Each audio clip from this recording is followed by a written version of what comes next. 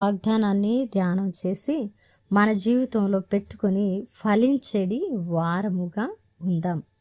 కీర్తనల గ్రంథము 55వ అధ్యాయము 22వ వచనము. ఆయనే నిన్ను ఆదుకొనును.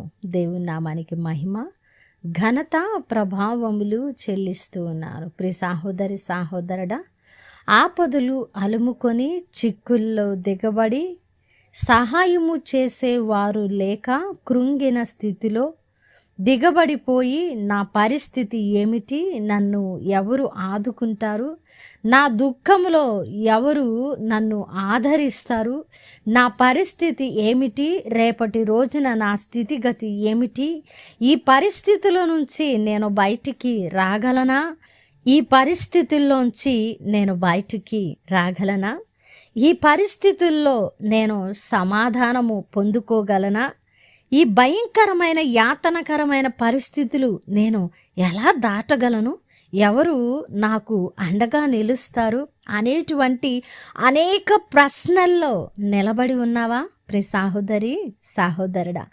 దేవుడు నీతోనే స్పష్టముగా సూటిగా బలముగా మాట్లాడుతున్న అద్భుతమైనటువంటి మాట. ప్రియమైనటువంటి బిడ్డ, నేను నిన్ను ఆదుకుంటాను, నేను నిన్ను అక్కున చేర్చుకుంటాను, నేను నిన్ను సమాధానపరుస్తాను. ఈ వ్యతిరేక పరిస్థితుల్లో, నువ్వు దాటలేని ఈ వేతనకరమైన పరిస్థితుల్లో నేను నీకు తోడుగా ఉండి నీకు ముందుగా మార్గమును సరళము చేస్తూ నీకు భయము గొలిపే ఈ పరిస్థితుల్లో వెన్నంటే నీకు తోడుగా ఉన్న దేవుడను నేను నిన్ను ఆదుకుంటాను, నిన్ను నా కౌగిలిలో భద్రము చేస్తాను, నేను చేయి పట్టి నిన్ను నడిపిస్తాను.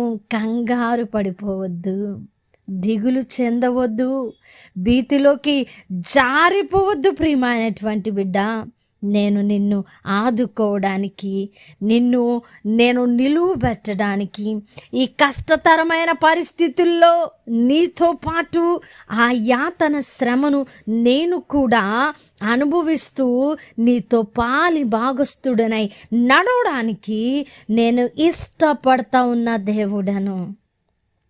ఎంత మంచి మాట అండి! ఎవరండి ఈ మాటను చెప్పేది?